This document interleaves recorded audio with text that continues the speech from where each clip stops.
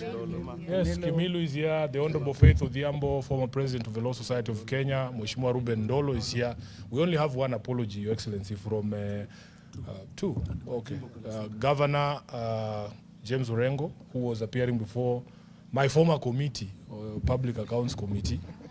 My tour in that committee terminated this afternoon, Your Excellency. He was appearing before the Public Accounts Committee, and he got held up. The Honorable Majimbo Kalasinga is in South Africa, and the Honorable Clive Gisairo is in DRC. These are troops we have dispatched to look for friends for Linda Mwananchi. And also Governor Natembeya is on his way. So we have only two missions here. We have only two missions here today. First of all, as Linda Mwananchi, we have gone around the country. Your Excellency, our people want to see us together. They want to see one team united as the people who believe that President William Ruto does not deserve a second term, and that the message we have carried from the ground in all these places that we have gone is that we must preach the unity of the opposition. And it's a unity that is based on certain values, and I'm coming to that as our second agenda here today, is to try to build consensus amongst the leadership of the opposition as to what they view is important to the people of Kenya at this particular moment in time. Your Excellency, increasingly we hear from young people especially that democratic governance and freedoms and the values that are expressed in our constitution are better than these shiny things that we see, because they believe roads can be built by anyone, but only a Democrat will protect the freedoms and rights under our constitution. So we started these consultations or courtesy calls. We had a chat with your brother, Fred Matiang'i. We have come to you. We will be looking for all the other leaders in the opposition with the same message, Your Excellency. And we are hoping that we will not let down Kenyans, but we'll present one formidable team. As we say, huko kwa ground, timu ni moja, tamu ni moja. Timu ni moja, tamu ni moja. Asante sana, karibu, Your Excellency. Thank you. I like that. Thank you. One team, one agenda, one term.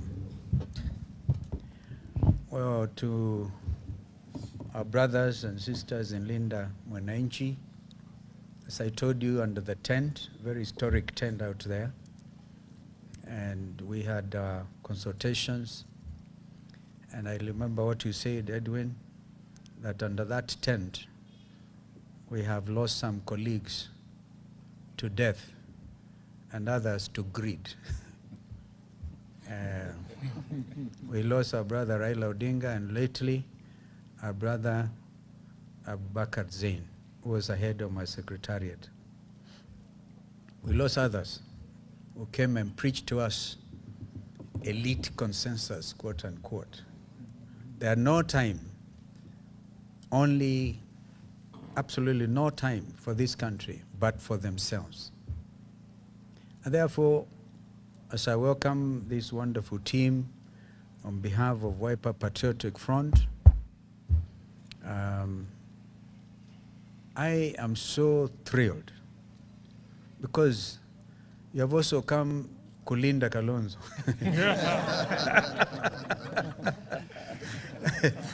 Because I'm under attack, a terrible attack, that I met William Ruto yesterday, even this morning. I'm supposed to be joining him for 7 o'clock presser. Understand you'll be asked the question, are you talking to the opposition? That's the reason he has called for this press conference. So that we are talking to all of them, including Kalonzo. Umekuja kunilinda kweli. Kulinda hilo jina ambalo kwa uwezo wake Mwenyezi Mungu nimejaribu sana kulilinda. Wakati wa kulinda katiba, kulinda utu wetu kama wananchi, the right to a free democratic society is clearly enshrined in our Constitution 2010. It's a document that has enabled even you, Linda Mwananchi, to get to where you are. The right to assemble, the right to go for the highest office in the land. And so We know that my younger brother here, Edwin, is running for president. Yes. I can tell you that on the 10th of October last year, I forgot to bring that declaration of intent, which was given by WPF, that I, as we speak to you, I'm their presidential candidate. I'm sure you know Ndugu wa Munyoro is a presidential candidate for DCP. I'm sure you know that my brother Eugene Wamalwa is a presidential candidate for DAP. I'm sure you know when we went for PLP, our sister, my twin sister, Mother Karua, is a presidential candidate for PLP. Tumeenda kuwinda. Ukiwinda, hamwezi kupitia njia moja, kama ni adui sampli hii ya William Ruto. Napitia routine na ile ingine, but we want to assure Kenyans that we are going to unite. We have no option.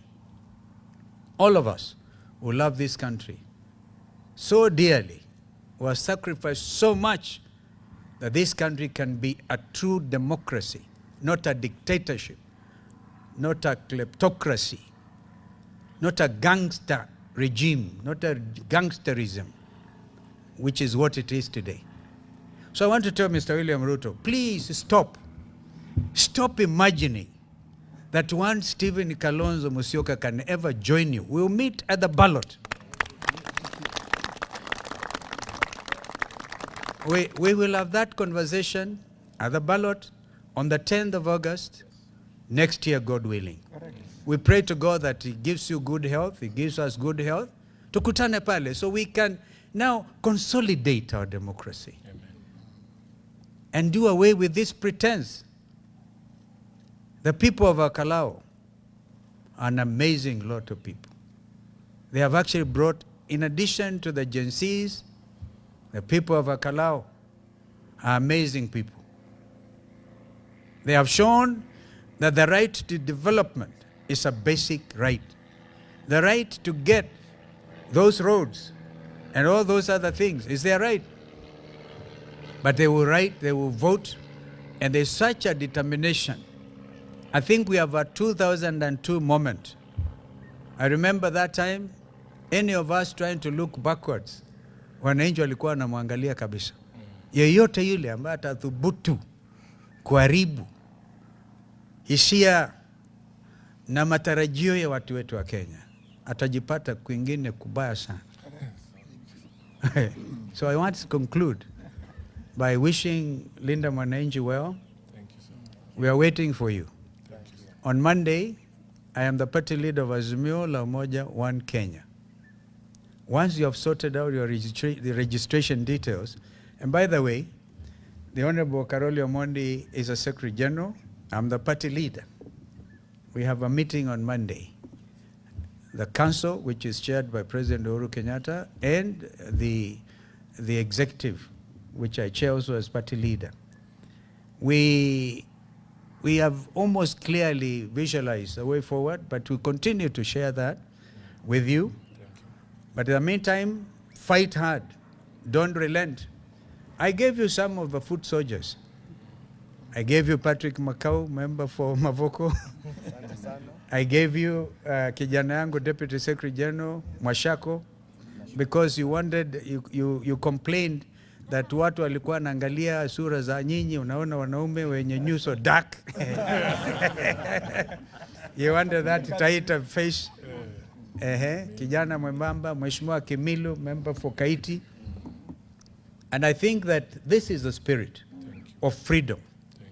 We come along with Senator Richard Onyonka, Senator Khalwale, kijana Kibagedi, kijana yangu, over time. But of course now we are trying to do something. Okili Njiru Ndegwa, Senator Wambua, of course, is the only one remaining. I was tempted to tell him. Sorry. Some water maybe.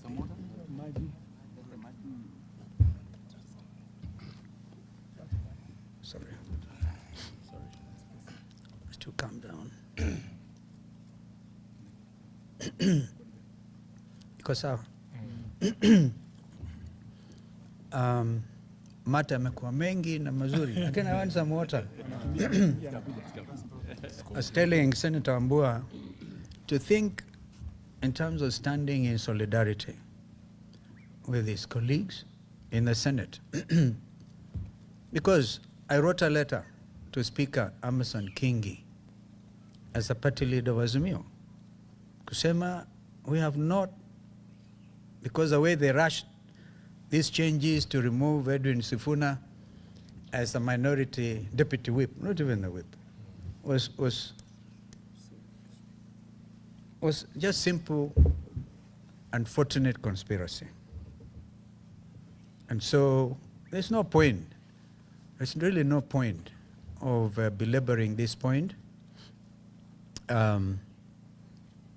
We will be making those announcements, I repeat, and you have declared yourselves the guarantors of our unity.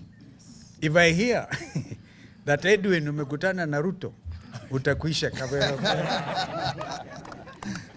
If my brother Rigiji ajaribu kamwe, because they are sending all kinds of emissaries, ajaribu kusema, akutane na Ruto, that will be the end of it. Remember the story in the Bible of Lot's wife?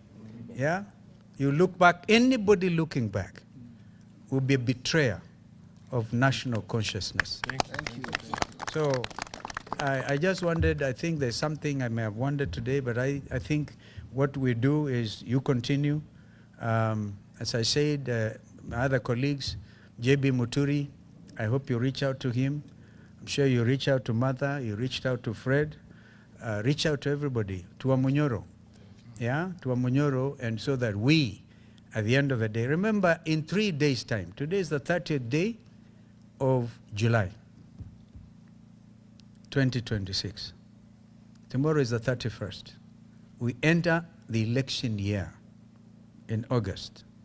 These elections, the date for the same is clearly written in the Constitution. It shall be the second Tuesday of the month of August. And if you do your calculations, it is the 10th of August, 2027. Next year. So we have no time. And this is why Bwana Ruto has panicked together with his team. I was in Zanzibar, just for full disclosure, after having breakfast meeting with the editors. You may have seen that on Tuesday morning at the Stanley. I took off for Zanzibar, and yesterday I took a nice boat from Zanzibar to Dar es Salaam.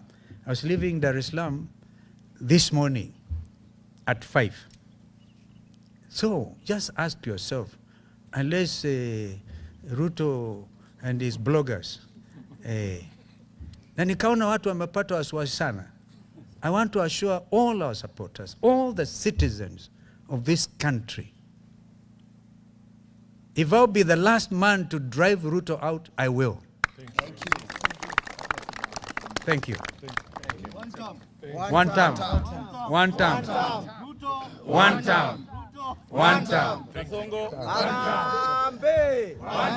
Aende asiende.